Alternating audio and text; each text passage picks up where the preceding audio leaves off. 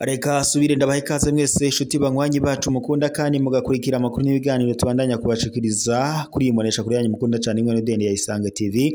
Imbonesha kuri bashikiriza amakuru n'ibiganiro biba bigezweho kandi biba byakorewe amatohoza mu bisata bitandukanye, haba muri politiki, mu nkino, mu ndero, mu iperereza, mu makungu ya kure ndetse n'andi makuru yose aba ariko aravugwa ijya nino.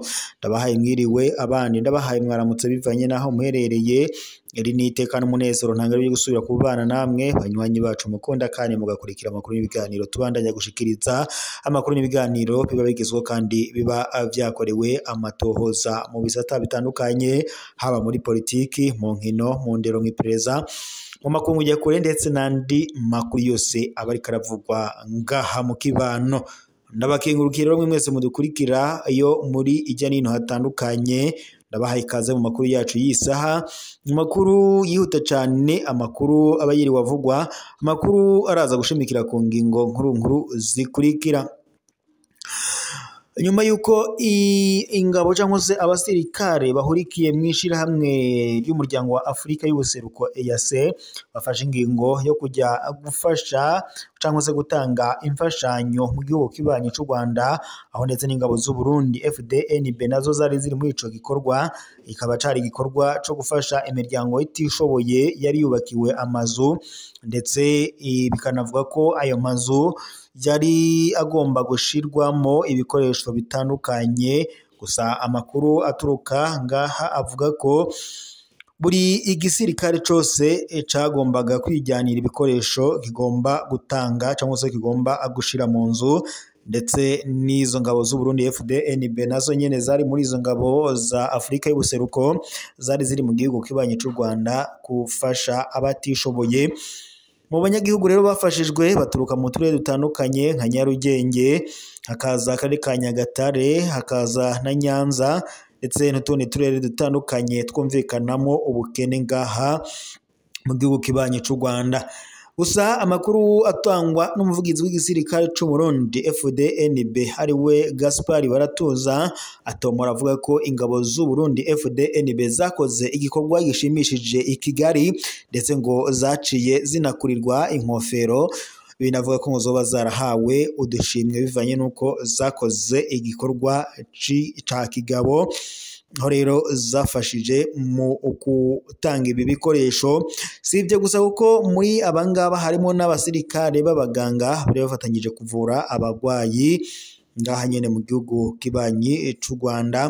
Ibyo kandi biruko mu gihe mu ifashanyo aheruka gutangwa yatangiwe mu gihugu ca Kenya, naho nyene ingabo z'u Burundi FDNB zikaba zari zitavye ico gikorwa mwishirahamwe mpuzamakungu canke mwishirahamwe ry'umuryango wa Afrika y'ubuseruko EAC, nk'uko amakuru duhabwa n'amasoko yacu ndetse n'ikiganiro twagiranye umuvugizi w'igisirikare cy'u Burundi Gaspard Baratuza abitomora neza. Kuri ubu rero biravuga ko ingabo z'u Burundi FDNB zitwaye neza mu gikorwa cari zarimo ngaha mu gihugu kibanyi cy'u Rwanda. Rero zikaba zaranditse amateka i Kigali ku bintu bitari byitezwe. Ni mu gihe kandi igihugu kibanyi cy'u Rwanda ndetse n'u Burundi bitameraniye neza, harimo icuka kibi, aho ndetse n'imipaka ku mpande zompi yamaze kugarwa. Leta y'u Burundi yagiriza leta y'u Rwanda ngo kivadikanya n'imigwi itwaje ibigwanisho mu gushaka guhungabanya umutekano w'u Burundi. Ni mu gihe kandi leta y'u Burundi ivuga ko leta y'u Rwanda ifatanya n'imigwi nka Red Tabara mu guhungabanya umutekano mu gihugu cy'u Burundi, nubwo iyi ari ingingo leta y'u Rwanda idahengeshanya guhakana yivuye inyuma, ikavuga ko atayihuriye n'imigwi itwaje ibigwanisho ihungabanya umutekano mu gihugu cy'u Burundi. Kuri ubu rero ingabo z'u Burundi FDNB zanditse amateka akomeye i Kigali mu gutanga imfashanyo ndetse no gufasha izindi ngabo mu kuvura abagwayi ngaha mu gihugu kibanyi cy'u Rwanda. Tunyarukiye muri Repubulika Iharanira Intwaro Rusange ya Kongo ho hari kumvikanwa indege y'intambara yoba yakoroye indege y'abagira neza iminembwe, ho AFC yagiriza icaha c'intambara cakorewe abanyamurenge. Bukavu kuri uyu wa mbere mu kakaro 2025 indege y'igisirikare yunguruje imiti yaramanuwe n'indege y'intambara y'igisirikare ca Congo FARDC mu gihe yari yegereje ikibuga c'indege ca Kiziba Iminembwe muri teritwari ya Fizi intara ya Sud Kivu. Iryo bara ryabaye ku wa mbere wa 30 Ruheshi ryatumye abasivile babiri bakomereka kw'isi harimo ndetse umwana umwe. Muri abo bari muri iyo ndege abajejwe kuyitwara bararokotse, umwe muri bo akaba ari we yakomeretse cyane. Kubwo babibonye benshi iyo ndege ngo yoba yabanje kureka kugwa mu nyuma ica igonga igiti ibona ngo guhanuka hira aho ngaho muri Uwigishigo ku birometero bishika 2 uvuye mu ibarabara ry'indege. Ariko amasoko mu gisirikare avuga ko hari indege ya gisirikare yoba yaramanutiye yo ya gisivile, ivyo bikaba kandi byavuzwe amasaha 28 inyuma y'iryo sanganya ryanatumye ndetse iyo ndege isha cane irakongoka mu gihe igikorwa c'abagira neza cari citaragira. Umwidondoro niyo n'indege ngo yari izananye ntihashizwe ahabona, yari igiye yerekeza Iminembwe ku nshuro yayo ya gatatu kuva mu ntango z'umwaka muri ako karere kataragiramo amabarabara, aho indege arizo zikoreshwa mu kunguruza imfashanyo. Muri iki gihe havugwayo indyane zidahera. Igitero cakozwe mu gihe hatangajwe akaruhuko. Iryo sanganya ribaye iminsi 3 gusa inyuma yo gutera umukono ku masezerano yo guhagarika intambara yabaye hagati y'igihugu kibanyi c'u Rwanda ndetse na Repubulika Iharanira Intwaro ya Congo, aho bagiwe hagati na Leta Zunze Ubumwe za Amerika kuwa 27 Ruheshi guheze i Washington DC. Ayo masezerano yari afise intumbero yo guhagarika intureka muri aka karere, ariko iraswa ry'iyo ndege rigira irya kane ni Iminembwe na Mikenge kuva muri mu Ruhuhuma 2025 ririko iratera amakenga mu banyagihugu. Indongozi za Congo zikeka iyo ndege gutanga ibigwanisho ku mugwi witwaje ibigwanisho wa M23 ndetse na Twirwaneho ugizwe nabo mu muryango w'abanyamurenge, ariko nta cemezo na kimwe kiratangwa gushika kuri ubu. AFC ivuga ko ari icaha c'intambara. Mu itangazo ryashizweho abahabona kuwa 30 Ruheshi umwaka na AFC yari yamirije yivuye inyuma ico y'igitero, ivuga ko ari icaha giteye isoni kandi ko ari ubunyamaswa butagira izina. AFC umuhari w'igisirikare n'igipolisi wagiraniye ubucuti na M23 wariganje kuva mu ntango z'umwaka mu migwa mikuru myinshi y'intara za Nord Kivu ndetse na Sud Kivu ndetse no mu mazone menshi arimwo ubutare yo mu buseruko ka Repubulika Iharanira Intwaro ya Congo. Kinshasa yagiriza igihugu kibanyi c'u Rwanda gushigikira uwo muhari w'akarere w'abaroberi kera bo mu bwoko bw'abatutsi wasubiye gufata ibigwanisho mu mpera za 2021 inyuma yo kwagiriza leta ya Congo kutubahiriza amasezerano yo kwinjiza abo bagwanyi bawo mu nzego. Kigali irabihakana ivyo byose yagirizwa, ikavuga ko atayihuriye n'umugwi witwaje ibigwanisho wa M23 mu guhungabanya umutekano w'igihugu kibanyi ca Congo. Mu gihe kandi leta y'u Rwanda nayo yagiriza Repubulika Iharanira Intwaro ya Congo gufatikanya n'imigwi yitwaje ibigwanisho nka FDLR mu gushaka guhungabanya umutekano wa Kigali. AFC yagiriza Kinshasa guhonyanga nkana amasezerano yo guhagarika intambara ndetse no gucanishamwo abanyamurenge mu ntumbero yo gukora ihonyabwoko ryatanguye ku ubw'urwo runani kuva muri 2017. Ubwo bubisha ngo ntibwahitanye ubuzima bw'abantu gusa, baranatumye haba gutakaza kandi ibyankenerwa cane imiti, niko bishikirizwa na Lawrence Kanyuka, umuvugizi wa AFC mu vya politike.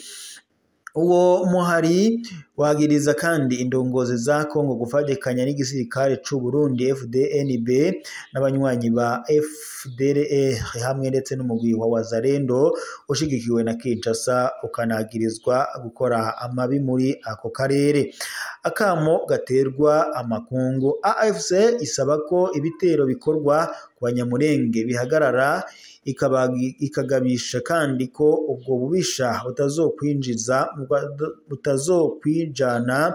Uwo muhari unasaba kandi amakungu gukora amatohoza yigenga kuri ubwo bubisha yita icaha c'intambara. Abanyamulenge aborozi baba muri buseruko bwa Repubulika Iharanira Intwaro ya Kongo babonwa n'abandi banyekongo n'abaturuka mu gihugu kibanyi c'u Rwanda kuko ngo bavuga ururimi rusa nk'ikinyarwanda. Bariyamiriza agatotezo bamaze iminsi bakorerwa kuva umugwa M23 usubiriye gufata ibigwanisho ubwoko buvuga ikinyarwanda muri Repubulika Iharanira Intwaro ya Kongo, bwama bwagirizwa co kimwe n'u Rwanda gushigikira abo bagwanyi, aho ONU yaragabishije ko ngo haribonekeza uguterana amajambo abiburwanko agana kuri abo banyagihugu kandi agahamagarira kuryana. Yahamagariye kandi Kinshasa kubihagarika. Umukuru w'igihugu c'u Rwanda Paul Kagame ku ruhande rwiwe yaraneguye ico yita kutagira aho umuryango mpuzamakungu uhagaze kuri ico kibazo. Igisirikare ca leta ya Kongo FARDC kiremeza ko koko ngo carashe indege itamenyekanye. Mw'itangazo ryo kuri uwa mbere ku mugoroba, igisirikare ca leta ya Kongo kivuga ko cabonye indege itamenyekanye yinjiye mu kirere ca Kongo itabisabye uruhusha kubw'ico gisirikare. Inyuma yo gusuzuma ingingo zibereye ngo zarafashwe mu ntumbero yo gukingira igihugu cacu, ariko ngo hadatomowe neza nimba iyo ndege yarashwe n'abasirikare ba FARDC. Moise Nyarugabo yahoze ari umushingamateka akaba n'umwe mu bazwi cane mu muryango w'Abanyamulenge, ariyamiriza ibyashikirijwe na leta. Yemeza ko iyo ndege yari itwaye imiti n'ibikoresho byo kuvura bigenewe abanyagihugu bari mu ngorane ndetse no mu magorwa batagira ikibafasha. Uwurongoye kandi teritwari ya Fizi, Samo Badibanga, ariyamiriza iryo tangazo ko bwiwe ngo imfashanyo yose izwi n'amategeko ica mu nzira zizwi na CICR, komite mpuzamakungu ijejwe gukingira impunzi, Médecins du Monde n'amazone ajejwe ubuvuzi. Imiti yose ibanza gucishwa ku biro by'ubuyobozi bikuru vya Fizi. Nta na rimwe imfashanyo yemerewe gushika Iminembwe itavuye ku buyobozi, niko yamenyesheje mu kiganiro yahaye Radio Okapi, nkuko amakuru aturuka ngaha n'ubundi nayo abandanya abitomora. Reka rero shimire mwese mwari kumwe natwe mu makuru ko turabashikiriza muri aka kanya agize satwe tuyasozere ngaha. Turaza gusubira mu makuru araza kubagezwe ko gusa iryari iteka n'umunezero ntangere ryo kuba twari kumwe namwe abanywanyi bacu mukunda kandi mugakurikira amakuru n'ibiganiro tubandanya gushikiriza kuri imunesha kuri mukunda cyane muri Dende Isange TV, imunesha kuri bashikiriza amakuru n'ibiganiro bihabikezo kandi bavyakura amatohoza mu bisata bitandukanye. Reka mbashimire rero mu makuru yacu, turaza gusubira mu makuru araza kubagezwe ko.